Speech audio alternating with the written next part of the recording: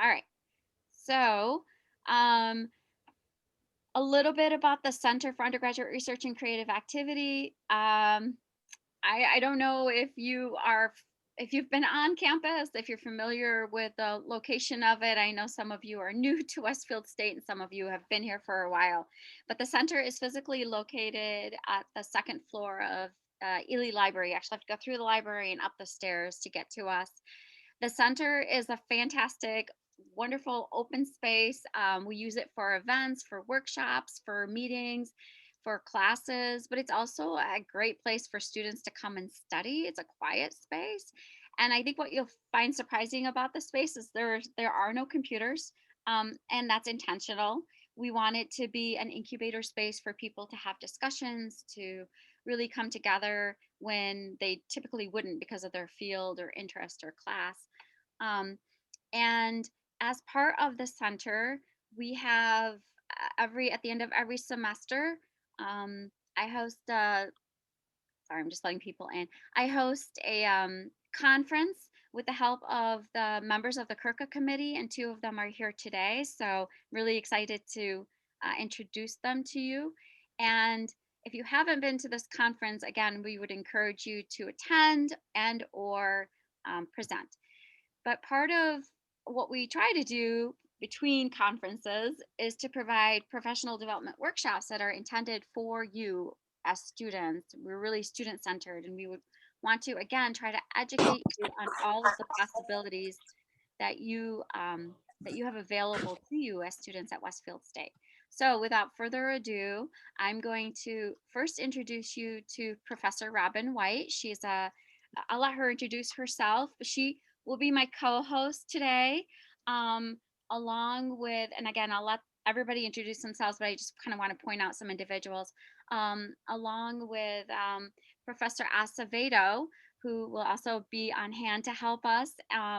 Tom Howard, he is our graduate assistant in CURCA, and Mario Richards is kind of an alum of some of the programs in CURCA. So we're very excited to have this panel to discuss what you can expect. But if you don't mind, I'll start with Robin. I'm sorry, I'll start with Professor White. If you could introduce yourself, I'd really appreciate it. My name is Robin White, and I have been active in CURCA for a long time, for probably the past 7 years or so, and it's been a pleasure to be involved in CURCA. I am a faculty member in the biology department, and I conduct a lot of research with undergraduates myself, and I try to integrate those experiences into classroom experiences as well. And I'm happy that y'all are here to learn more about internships. And if you're not familiar with CURCA, just to learn a little bit more about really what CURCA can offer to you in terms of either internships, on-campus research experiences, things like that. So feel free to ask questions as we go. Professor Acevedo.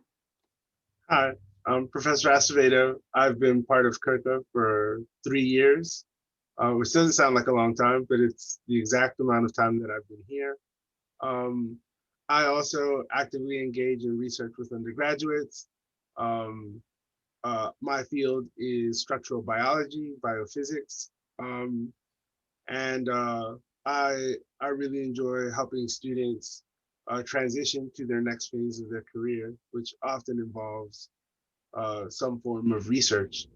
And I really enjoy my time here at CURCA because it helps me see a lot of the potential that our undergraduates have. Thank you. Tom? Hi, everyone. My name is Tom Howard. I am the grad assistant for the CURCA Center, and I'm here today just to, after we're finished the presentations, just to share a bit of my experiences with the CURCA SURF program, which was the Westfield Summer Undergraduate Research Fellowship. We'll be mentioning a lot of opportunities, but that's a great one to take advantage of.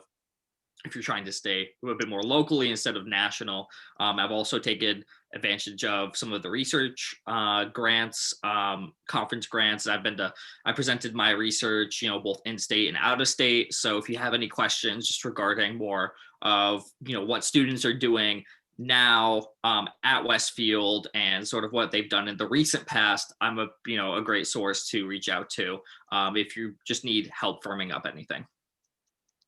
Thank you, Tom. Mario. How's it going? Can everyone hear me? Yeah. All right, perfect.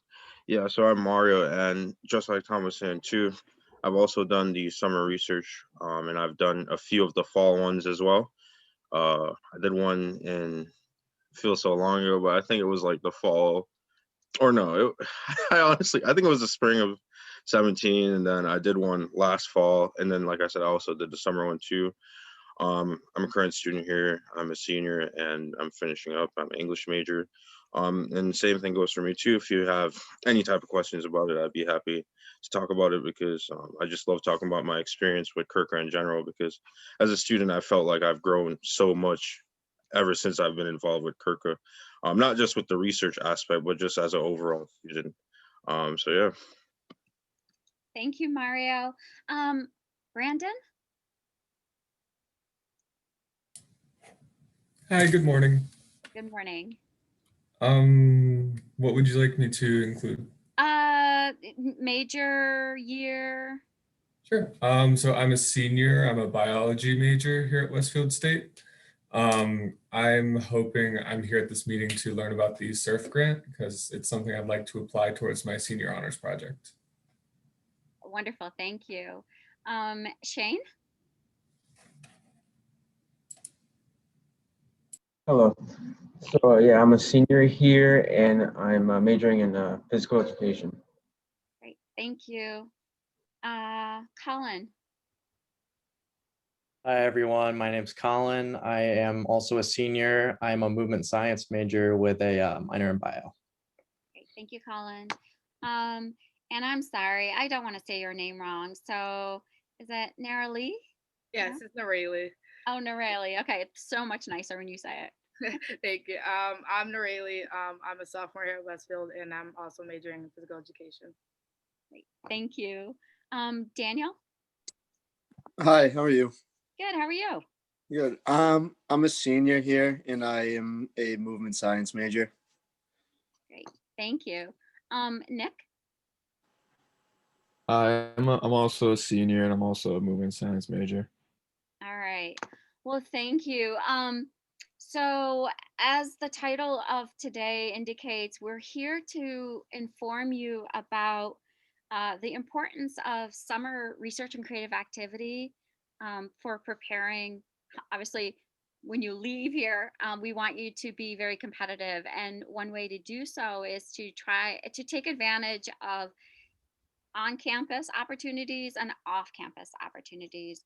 And so what I thought I would do today is I would I will go ahead and show you how to find the resources, and then I'm going to turn it over to Professor White to talk about those aspects of the REUs, or research for undergraduate education or experience. And then I'm going to also ask Professor Acevedo to chime in, and then for Mario and for Tom to discuss it from their perspective of having taken part in it. But this is very informal, so please at any time just chime in, ask questions. The more that you ask, the more obviously that you'll get out of this. But one of the things that I find, and I think others find with students coming into undergraduate education, is that they're so focused on taking classes and fulfilling needs for their majors that they may not realize that there are other aspects that you really need to make sure that you can check off your list if you're planning on being a competitive graduate student, going to professional schools like PA or med school, whatever it may be, or even for jobs. And There are opportunities to do internships, and next Tuesday we will have the Career Center here to talk about how do you find and apply for summer internships, and how do you navigate job fairs, especially during COVID times. It's really difficult. Um, but we're here to focus on research experiences that are generally uh, funded through federal government grants. What that means is that these are opportunities for you to do full-time work in the field that you're interested in, no matter what field you're interested, all across the country, and they will pay you for it. So stipends range, they can range anywhere from $6,500, or I should say $3,500 to $6,500. They can include travel funds to even get you there. Some will include housing and food. So I think we all recognize that a lot of students need to work to get themselves through college, but we want to provide you with a work opportunity that also develops and grows your resume and gives you experience in the field. You're committing to go into a certain field, you have no idea or very little idea of what that really looks like. So at Westfield State, for example, we have Professor White, who does biology and biological research. We have Professor Acevedo, who does chemical physical research, but they're doing it at an undergraduate research institution is very different than doing it at what's known as an R1 institution or a level one funded research institution where, their expenditure for the day may be our whole budget for the year. So it's a very different, and you get to see how postdocs and graduate students and mentors all work together. And so it's a fantastic opportunity for you. That's just labs. There are opportunities for applied experiences in all of your fields. So whatever that may be, the interest wise. At Westfield State, we have what's known as a SURF program. That's a summer research program for undergraduates. The intention is to have you stay on to work with Westfield State faculty. So unlike our EUs, this is specific to Westfield State faculty and specific to only Westfield State students. Only Westfield State students can apply for and receive this funding.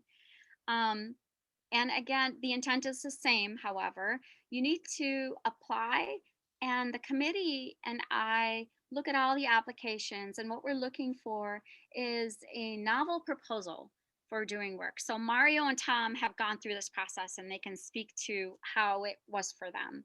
But once you get accepted into the program, then you have 10 weeks, traditionally June 1 to August 10th or something like that, where you and your faculty mentor are working one-on-one very intensively um, on this project that you've created, that the two of you have worked together to come up with. And again, I'll have Professor White and Acevedo speak from a mentor's perspective about this.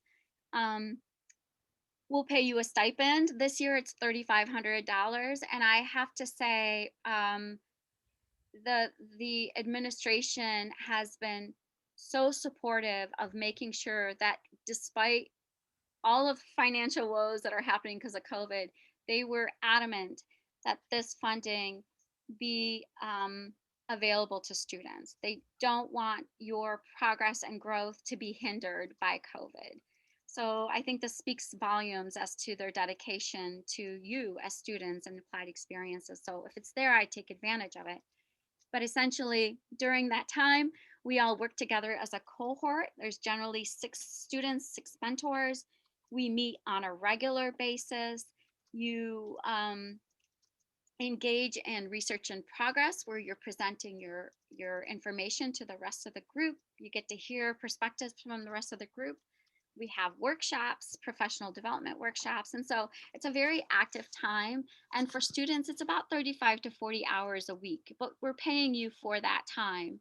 And I don't want to go into a lot of detail about it, but I do want to show you how to find this on our website. And so if, give me a second, I will share my screen with you. And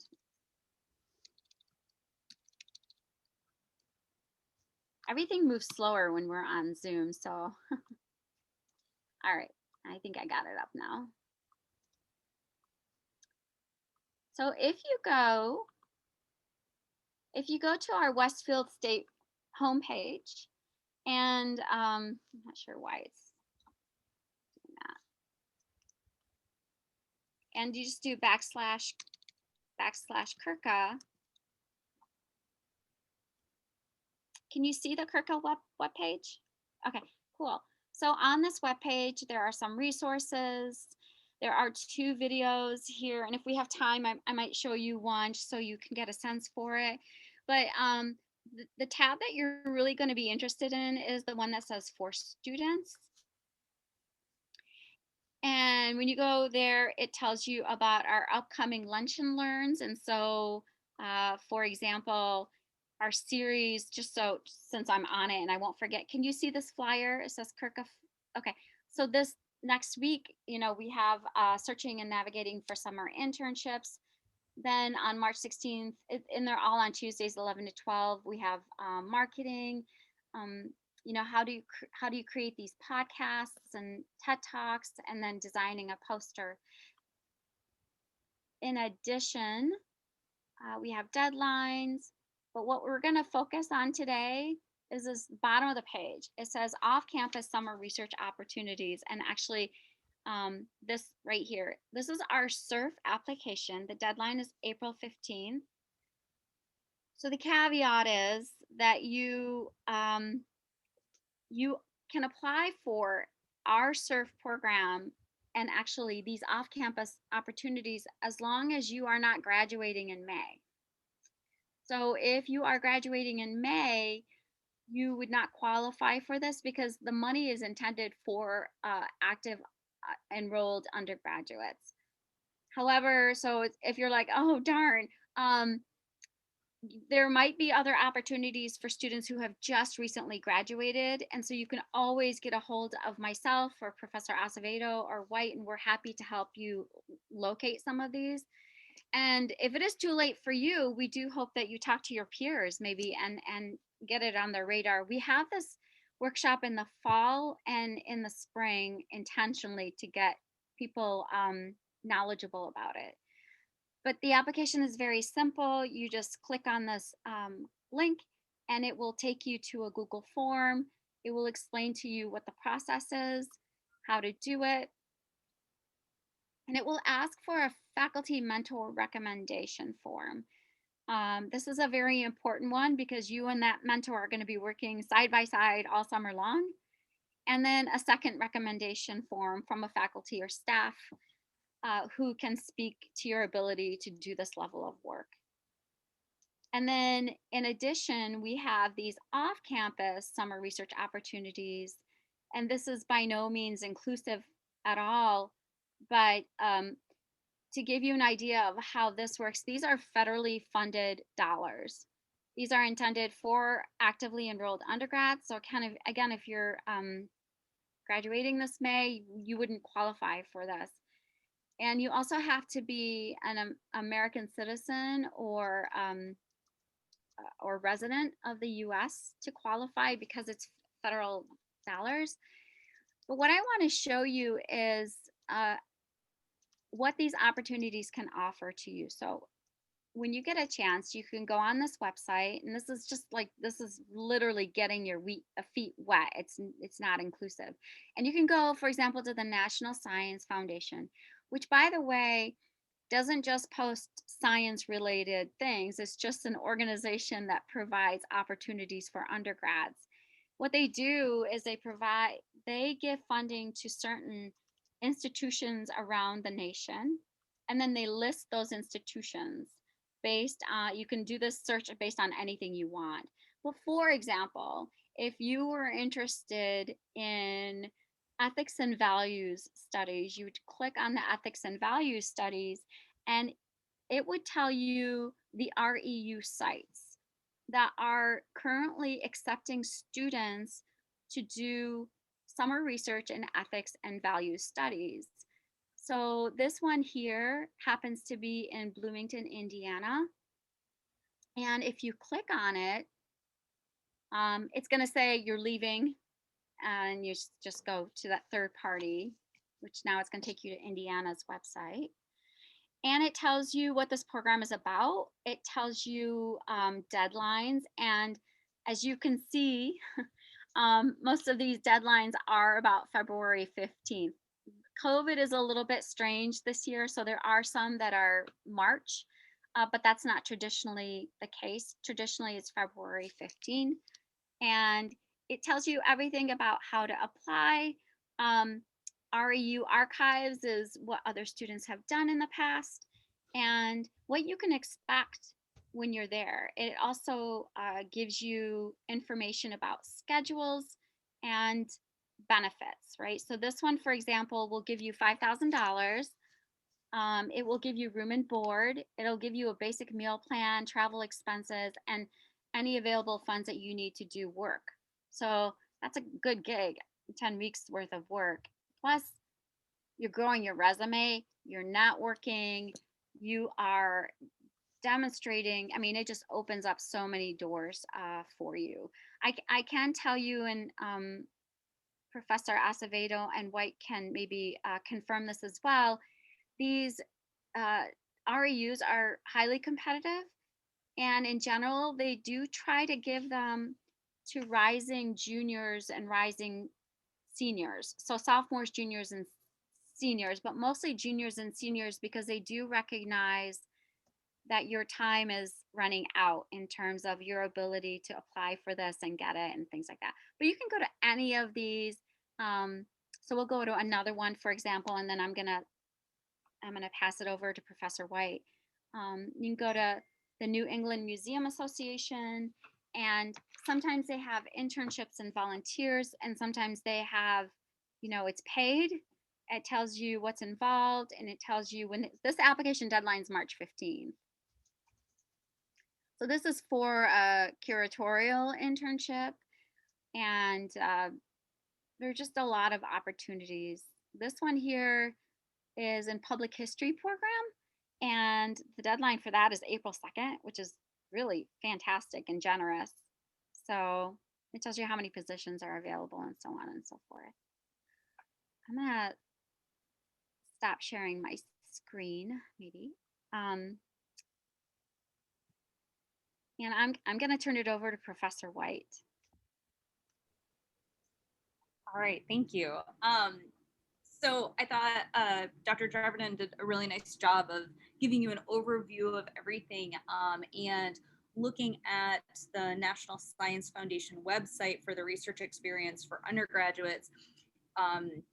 If you explore that a little bit more, you'll see that there are like hundreds of them. There might be a few less this year because of COVID, but usually you're just swimming through them.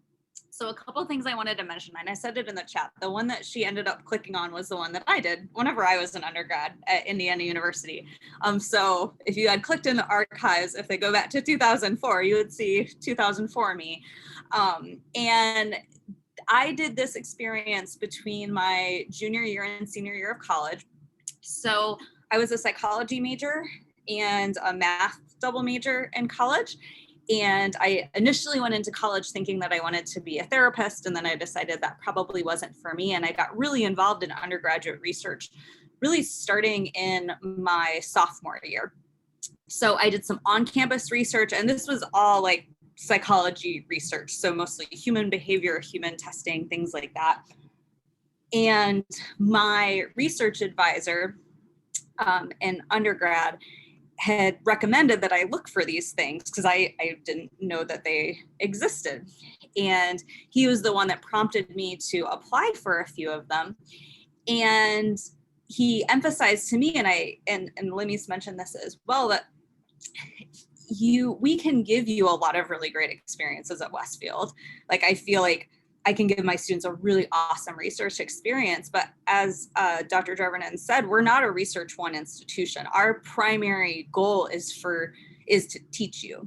And we are limited in what we can offer. While we can give you a really great experience, if you go to a different institution, such as a big university like Indiana University, or I went to Ohio State for grad school, it's a different beast. I wouldn't have wanted to go to one of those places for undergrad. I went to a really tiny school for undergrad and it was perfect.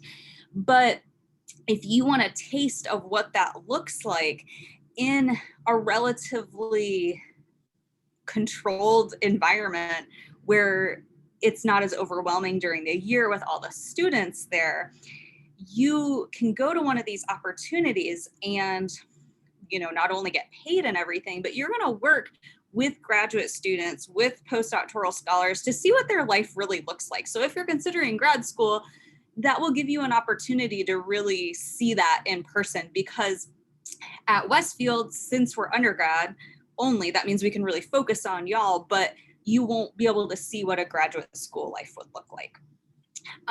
So at my college at Texas Lutheran University, we didn't have any animals. So we didn't do any work with animals. It was just humans. And doing psychology research, I got really frustrated with humans because they like don't show up and they don't take your questionnaires seriously, you know, that kind of thing. And I really wanted to go into an internship in animal behavior. So those were the ones that I looked at. So I applied to probably 5 or 6 of them.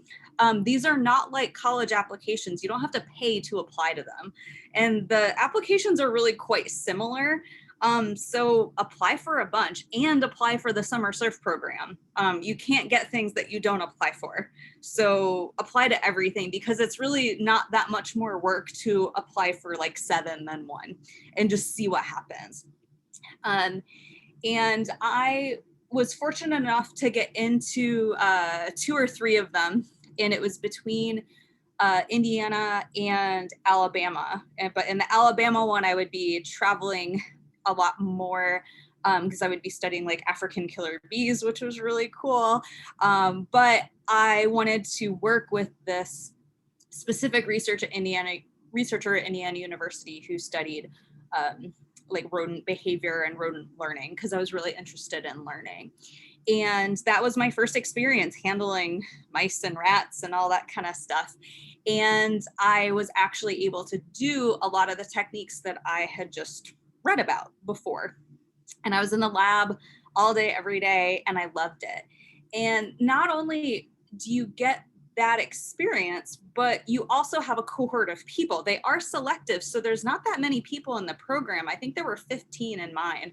And if you look at some of these archives, you'll see that there's not a whole lot of people. You will know those people for a long time. So I did mine 16 years ago, and one of the people in my internship actually just moved to Rhode Island with her family, and she texted me. She's like, "Hey, we should meet up. I haven't seen you in 15 years. Let's hang out." So you will maintain contact with these people because you spend an enormous amount of time with them, and it's really cool. The other nice thing about it is that whoever your advisor is will, if you do a good job, which you will, can write you letters of recommendation.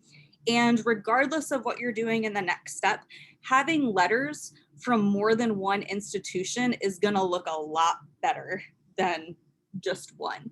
So if you've got faculty member that you worked with at Westfield, and then a faculty member that you work with at another institution, and they can talk about these varied research experiences that you have, that's going to look really good on your resume, and it's going to set you apart from other people who haven't done that. So I did this internship and I loved it. I loved doing animal behavior. And the following year, during the year, I did another internship. So this was not a summer one, but I did it, during the school year. And I had the opportunity to work with chimpanzees at a cancer research center. And I had loved working with rodents so much. And I was really intrigued by learning and things in chimps that I was convinced that this was going to be my life, that I was going to work with chimps. I was going to be one of those people, hopefully, that had all my fingers. Not everybody who works there did, because they're really mean animals. I have so many stories, but I won't tell them now. But I did this internship and it was amazing. And again, this looked awesome on my resume. I had every intention after that to apply to schools that focused on primate facilities because that's what I wanted to do. And I did it for about a month and I'm like, I hate this. I do not like working with primates at all. And I still had a good project. Nothing worked. I learned a lot of troubleshooting. And I just didn't love working with them. And because I did that, it really helped me figure out what I liked and what I didn't like. So even if you go to one of these and you're like, oh man, grad school is not for me, that is a really good thing to learn before you actually go. Or learning that a specific topic or, you know, working with a specific population, whether it's a population of people or different animals, learning what you like early on can potentially save you a lot of time later. So these are all opportunities for you to not only build your resume, but to grow and feel confident in the next steps that you're going to be taking. So that's And all I got. Professor White, while you were talking, I was just making some notes to highlight your points, which is that, you know, apply to as many of these as possible. It doesn't cost you anything. You're going to need letters of recommendation from faculty or staff mentor or faculty or staff on Westfield State. It doesn't have to be a faculty. It just has to be somebody who knows you really well so they can speak in depth as to your abilities. Um, and, you know, it's okay if you get one that's not even in the area you thought you wasn't your dream, because you don't know, you might like it, and who cares, you're on an adventure, and it will help you realize whether or not this is for you or not. We've had students participate in the surf program who, you know, were very honest and said, I really want to go to medical school, but I really want to do this. And we were like, as long as your application and your proposal is in line, we are supportive of this. Um, and we've had some students who are like, oh my gosh, no, I love grad school way better. I want to go into grad school. And we've had some that were like, yep, I'm going to medical school. And the point is that these professional and graduate schools are so selective that they are looking for applicants who have these experiences because it demonstrates your skill, it demonstrates your ability to really, you know, commit to this level of work in this kind of area. Yeah, and Professor Acevedo, you had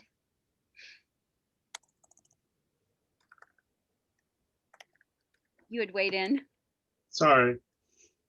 No, go ahead. I'm gonna have you weigh in. So the basic gist of it is that research, especially while you're an undergrad, is really helpful for two reasons. The first one, it allows you to explore, right? I think that very few students come dead set with an idea of what they want to be in their future. And even if you do, uh, doing research outside of your field can be very enlightening. Personally, for me, I thought I was going to be an organic chemist through and through, only small molecules. I get to use fancy equipment. But then I ended up doing undergrad study at the USDA, where I studied DNA from peaches and plums. All right, something that I never thought I was going to do, especially since I really am not a fan of fruit. Um, but doing that research really opened my eyes into the fact that I could do more than just look at small molecules. I could look at really big molecules. And so that's where that got me in terms of now, instead of looking to be an organic chemist, I decided I was going to be a biochemist. And so doing something that you think is outside of the box might actually help you decide if that's the path you want to go on. The second part of that is let's say you do this research experience and you find out that slaying mice is, you know, not something that you like to do. Well, now you know what you don't like to do, and that's equally as important as knowing what you want to do. The other thing that I wrote is the fact that any research is better than no research. Not only do you get to know people that are in the field, and usually these principal investigators are in the cutting edge of their area, of their discipline, and so you get to see what a scientist really does, right? You get to see what graduate students really do. You get to taste what it is to be a graduate student or a medical student or a physical therapist. Um, and that experience not only helps you write stronger letters for your graduate program or the professional program you're applying to, but it also gives you a recommender who gets weighed more favorably than someone that you knew in high school, because this person gets to see you develop as as a career scientist or as a physical therapist, and they can literally write recommendations that show your growth, your ability to adapt, regardless of what field you end up going in. Because really, what these programs are looking for and why they're paying you, at least in the STEM field, you get a stipend for attending. Um, what they're paying you for is for the potential that you have of becoming one of them, right? They want to see you succeed. And for the most part, if you don't have any research experience, they're going to be scared to post up $60,000 on someone who might wash out in a year, right? And so the more that you can make them feel comfortable with giving you that money, the easier it is for them to say, you know what, maybe their GPA was a little low, but I got two recommendations from other PIs at other universities that say that this person will do the job. And so, you know what, I'm going to go with that. So Yeah. that was it. Sorry. No, no, and it rings true with what everything that you guys have said is completely right on. You know, when I was on undergrad, I was at the University of Michigan in Flint, and my summer research projects was on collecting soils and looking for lead contamination in the fields. You know, and I didn't end up going into chemistry, even though my research was in chemistry. I ended up going into molecular and cellular immunology and doing transplants. So it really doesn't matter. And I would even encourage you to dream and say, hey, I want to end up in, I don't know, Alaska. Let's see what research is there. Who cares? Um, but as a segue too, we have a summer experience that's becoming really highly competitive every single year. And it has been, not to take anything away from the competitiveness of it. And I want to give Tom Howard and Mario a chance to kind of provide their insight, and maybe I'll start with Mario because he just finished it up this summer. So Mario, if you don't mind sharing with students what your surf experience was like, that would be great. Yeah, no, for sure. I know I always do this, but is my mic working? Because my laptop isn't. I don't know. It's kind of weird. All right, perfect. So, yeah. All right, my surf experience. So overall, I guess to sum it up in like a sentences, it was just very rewarding, very fulfilling, and that might sound like cliche, but I'm gonna kind of focus more on like a little bit of the practical stuff and like why I felt like it was rewarding. So for me, my whole surf experience just started as a readmitted student to Westfield State. Um, I was in my advisor's office, and he pulled me aside. It was like, "Have you seen this email about surf?" And I'm like, "No." And he made me look at it, and then I was like, "Shoot, this sounds like really fun because not only are you doing research, but you're also getting paid because that's also great too." But the problem is, I found out in like March, and I think it was like they were doing like March or April or something like that. I was like, "Crap, I won't be able to do it." But I didn't lose my interest. So going into the fall, I was fortunate to take some classes with some great future mentors. And that's one thing I want to talk about, which is finding your mentors, because the classes that I took, it was two classes I took in that fall that made me realize that, yes, if I were to do a research-based project with someone for a couple of weeks, these are the people I'd want to work with. One of the classes was a research-based class, and so I knew I would want to work with that professor as a mentor. But I chose the other professor because even though her class wasn't really research-based, me and her clicked really well, and we had similar research interests. So I think that's one thing to think about, when you're looking for potential mentors, is to make sure that the person you want to work with shares those similar research interests that you have. But I chose a professor. We worked on the application, sent it in. I got accepted, so all that was great. I was excited. Moved in, started the summer, and then like the very first day is when I learned off the bat that hey, research that you do at the end of the semester for like a comp class, and it's like 5 weeks, and they're like, yeah, find 3 sources, sum it up, write an annotated bib, and then you're good, is obviously very different than like intensive research. And I found that out because like the very first day when I was like getting stuff together is I realized that the schedule that we had made going into it was that the first 3 weeks that me and my mentor planned to do was just focused on reading. So just 3 weeks completely. It was just like no writing, no like, and none of the fun stuff. Just reading for 3 weeks straight. I'm an English major. That's fine. I read all the time.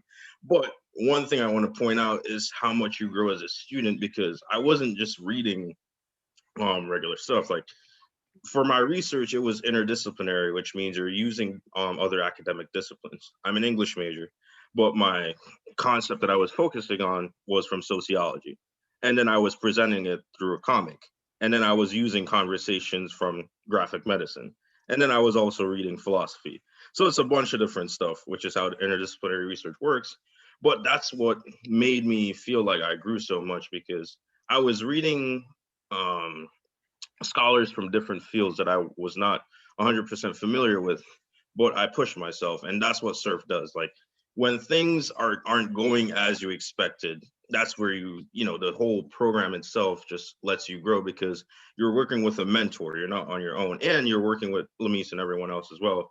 Who are always going to give you great feedback. So you push yourself, and that's what I had to do for those first 3 weeks because I was reading theories and I was entering conversation from fields that I just weren't familiar with.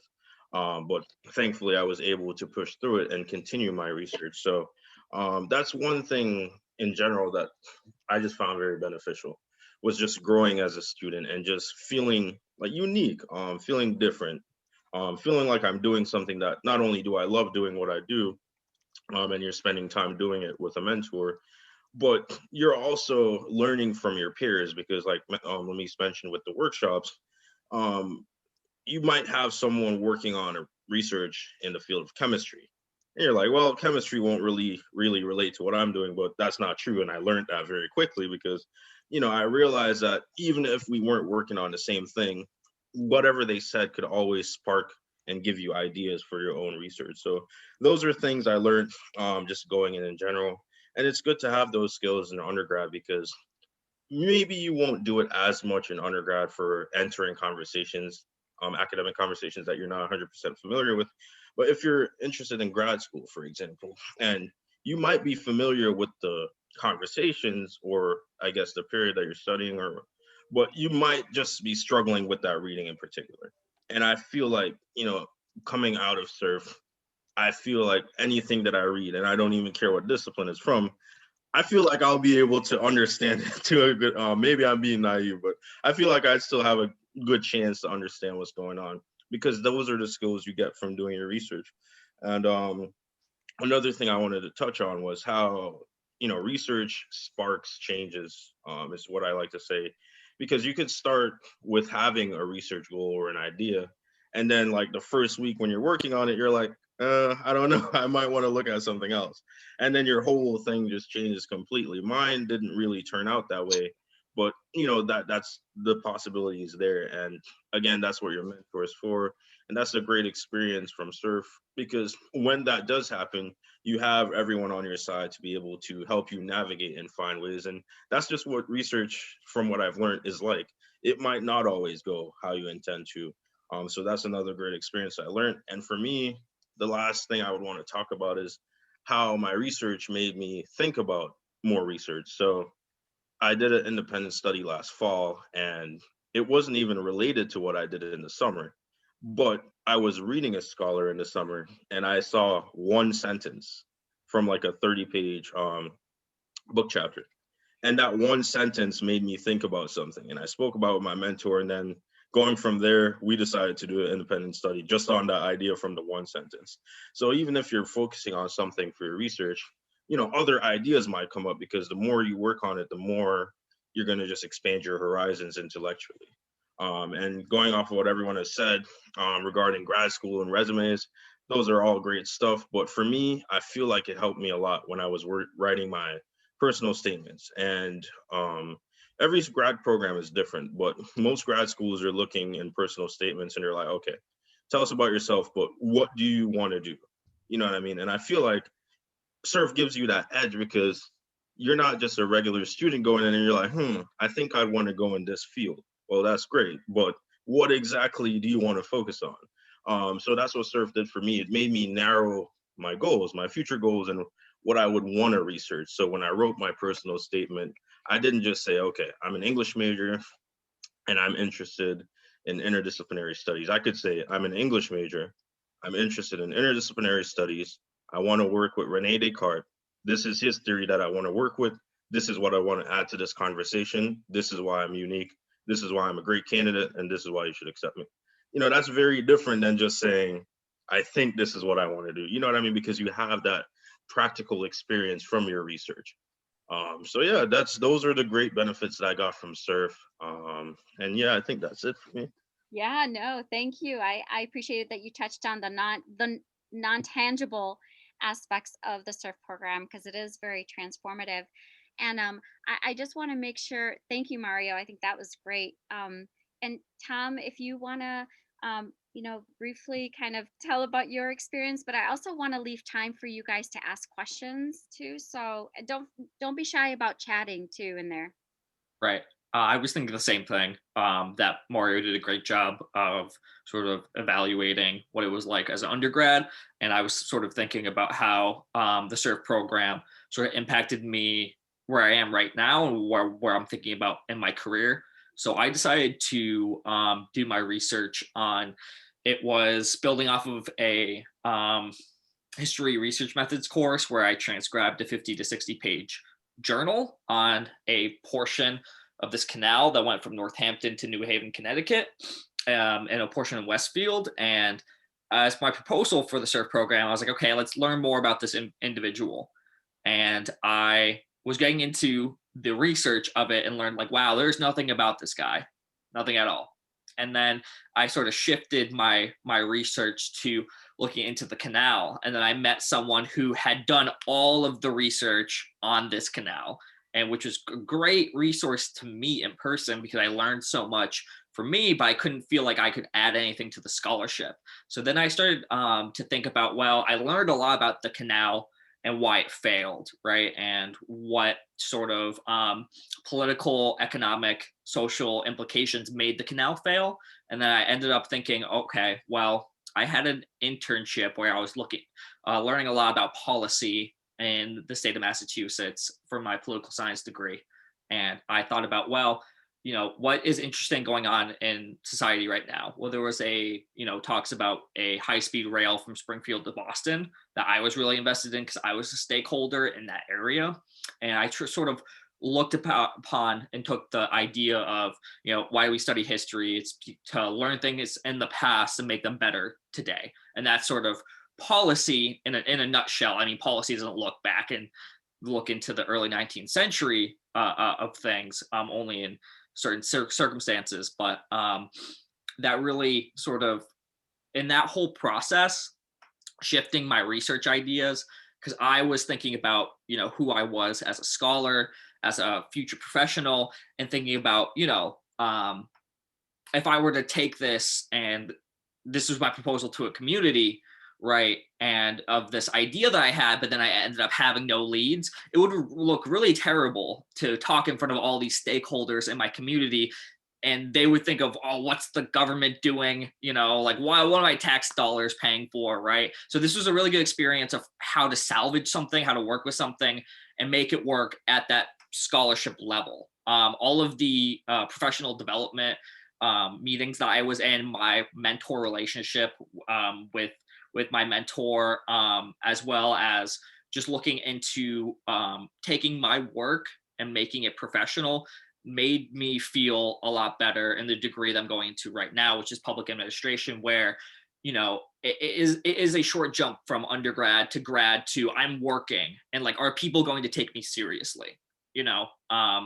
I think especially in the field that I'm going into, a lot of individuals are older, they're 60, 65 plus, going into retiring. How are they going to take, this very young, recently greenhorn student seriously in the policy realm? And I think that's what the SURF program really did for me, was making sure that I have the relationship to talk professionally in these meetings, to add things, to have more stake in what I'm doing, right? And to take the worries away out of my mind and to stop second guessing myself, because yes, I've been through the process and I do have the skill set in order to live up to this job title that I'm trying to aspire to. But I want to make sure that I give enough time for a Q&A. But I will put my email in the chat. If you're thinking about presenting at the spring celebration, you'll probably see my name a lot. So if you have any questions about that, or just any questions at all regarding research opportunities, extracurricular opportunities at Westfield, I'd be more than happy to answer any questions. Yeah, thank you. And honestly, each of us could probably talk for an hour independently about the importance of this applied experience. So, but we won't. We want to give you a chance to ask questions or thoughts.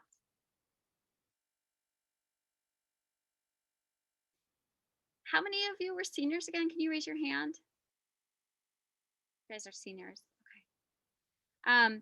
No, for those of you seniors next week, in terms of internships and things like that, that might be very relevant for you as well. And I know in the past that Professor White and I, when we've done this together in the past, we always feel, I'm speaking for both of us, but I always feel so sad for the seniors because I feel like we've let them down. We didn't tell them about these opportunities in their earlier part of their career. So I think it's been kind of like an active mission to tell students about how do you get through college without just getting through college. Yeah, and there are some really short posts. We're happy to, if you are interested, just reach out to us in terms of postdoc or postbac. But if you are interested in speaking with the students, Mario, Tom, any of the SURF students are happy to share information too. How many of you knew about research experiences in the summer before today? You did, Colin? How did you know about them? How did I know about them? Yeah. Oh, Brendan, I'm sorry I called you Colin. How did you know about them? Professor Diana of the honors department. I remember she made rounds a few years ago to all the classes and explained what they were and why we should do them.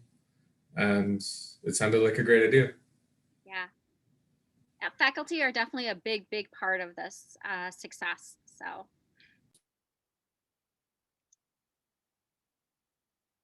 Anybody, Professor Acevedo, White, Tom, Mario, anybody want to jump in with any last thoughts or? I would just kind of echo that you shouldn't be afraid to apply to anything. And again, like I can't say it enough, you can't get things that you don't apply for. So just try it. It's good practice for you for asking for letters and applying for other things too. And as Lemmy said, if you're not sure where to start, that's what CURCA is there for, to help you out with those, whether those are post-bac experiences. And I've had one of my students, or a couple of my students, do these National Institute of Health post-bac experiences where they live in DC for a couple of years. So these can be short, they can be a couple of years long. And again, just like explore all your options because you don't know what's going to work for you. And a lot of times you don't have to make as many decisions right now as you think you have to, because some of them will end up being made for you whenever you apply to things, and some are successful and some aren't. So like, if you're not sure if you want to go to PT school or PA school, apply for both and just see what happens, and go from there. What I would say too is that I know we mentioned it before, but if you're interested in grad school, it definitely gives you a leg up, because aside from like writing those documents they want and all that, it's usually a good idea to reach out to the professors that you'd want to work with at those grad schools. And all of the professors that I reached out to prior before applying, that would, when they would ask me about, what my research interests are and what I want to work on, when I explain it so thoroughly, because I had 10 weeks to figure it out essentially. And when you talk about it so thoroughly, obviously they're not going to tell you on the phone, oh my God, you're accepted, but you can kind of hear that they're more excited to potentially work with you. And in some cases, like for the professors that I spoke with, they even told me too, they're like, wow, I'd love to work with this. So yeah, I definitely believe it gives you a huge advantage for the population of students applying for grad programs, because again, it's an experience that's rare. You don't really, not everyone does this. Yeah, thank you. I just wanted to end with something I didn't think I was going to have time to talk about, which is just if you're interested in the SURF program, and I can't speak to the post back or any of the national programs, but I think it really caters to both sort of groups of students, where some students are really interested in research and they know they want to research, but they don't have an idea to, or like a thesis to research. And there's other students who have an idea, right, that they are really adamant on, but are unfamiliar how to really get into the more advanced steps of research. And I think, whether, reaching out to a mentor and saying, hey, I have all this research that I didn't really have time to finish, would you help me, finish this up? I think it caters to those students in terms of, well, I want to do this opportunity, but I never had this idea. And then sort of more of my experience where I had an idea, but didn't really know what was going to come of it. And I think, it really taught me a lot in terms of adjusting a thesis, going around and navigating it, as well as learning that it's okay to change your sort of pivot point, going towards and making something new, making something that you didn't think was going to originally come out of it.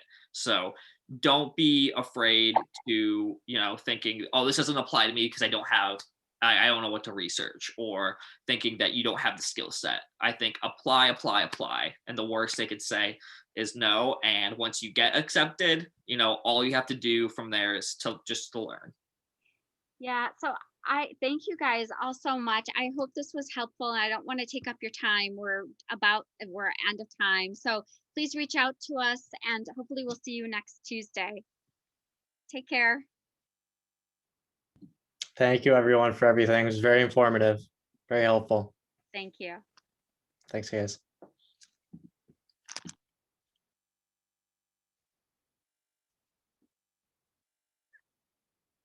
Hi, Elizabeth. I don't think I know you.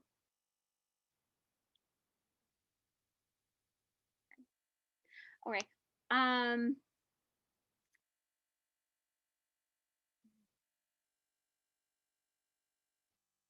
a second.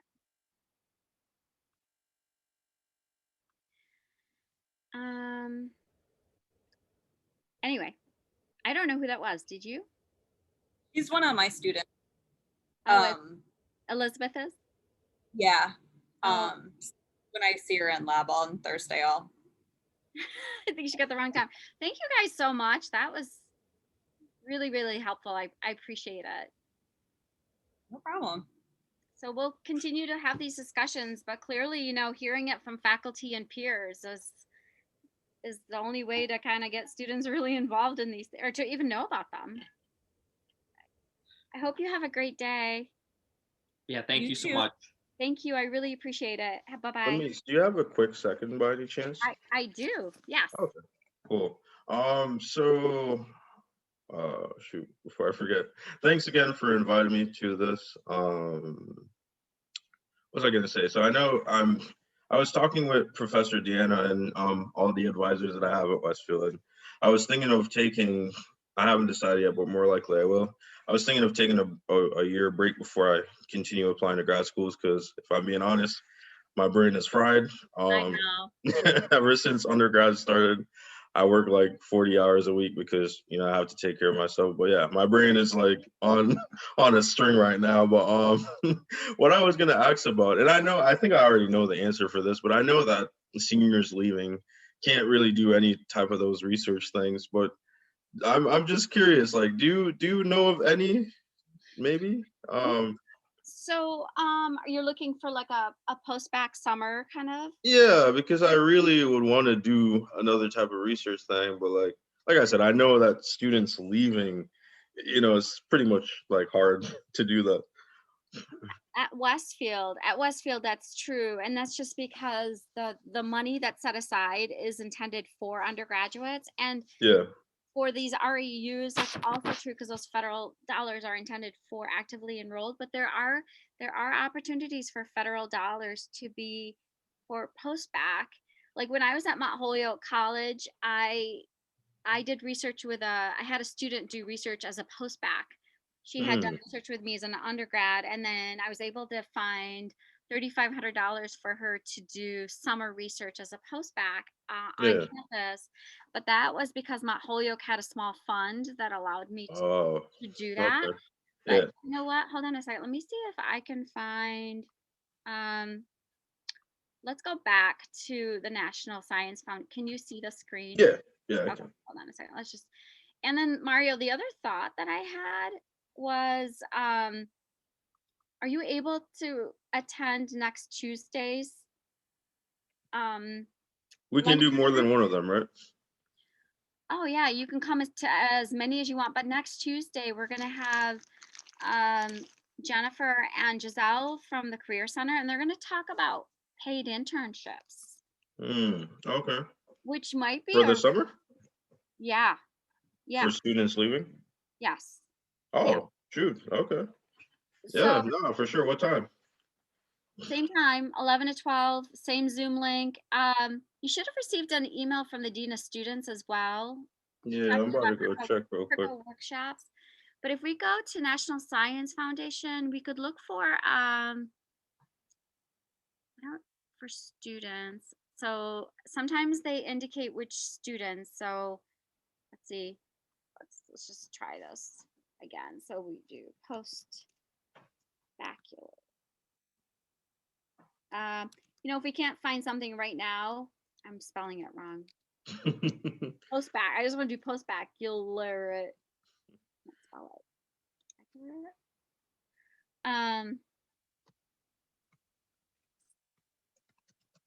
So look, this one right here. So this might be an award letter. I'll look into it, and Yeah. then I'll send you some links. What area specifically are you looking for? There's that's the other question too. Probably in the field, maybe with what I've done before. So, embodiment theory, or What's a big field, like broader? oh, you want something broader? Okay. Like psychology, English. It would, yeah. English. It would be English. Okay, because Yeah. sometimes even local museums and things like that Mm, have internships for individuals that have done research before, and they're looking yeah. for somebody, like for example an English major who can help them write about Yeah. so it's different, but you're Right. still getting a lot of experience. And No, that's fine with me because what I spoke to Professor Diana about was that since I want to take this break. Usually when I know people who usually take breaks before they go to grad. They sometimes do jobs they don't really want to do, and I don't really want to do, like I want to, because my goal is to become a professor. I want to do a job that's I already tutor, but I want to do another job for that year where it involves me or it involves working with students or faculty or anything. yeah, And then the summer was one idea that I had for, and then just in general going forward, I'm gonna probably see if schools are looking for help with, like, I don't know, academic affairs, something like that. I just don't want to get out of the realm of, like, the school world. yeah, the other thing you can also do is look at I'll write it in here. Yeah, for sure. Higher ed. Oh yeah, that's what I've been looking at. Higher ed, and then Yeah, also one other one is School Spring, which yeah, is I know School Spring too. Yep. yeah, School Spring, and then Indeed. Yeah. Indeed's a really good one. But you should come next Tuesday, and because you're going to ask the Career Center specifically about internships for post-bac, Yeah. like you. Yeah, no, for sure. I'm looking forward to it because that's I felt kind of stuck because I'm like, well, not stuck because whatever job I get, I do anyways, but I want to stay in my field, you know what I mean? So I didn't really want to I go want like, you know, it should be relevant, especially if you're trying to build your portfolio for being right, exactly. And it's going to make my grad applications even stronger that, during this year, I got even more experience doing these lovely things. So, yeah. Yeah, no, and it's great that you like them, enjoy them, because why do them if you don't? No, for sure. But thanks again, Lamise. I really Oh, appreciate thank it. you, So you said Mario. next week at 11, right? Yes, yep, come Sounds next good. week. All right, you All right, too. take care. Bye-bye.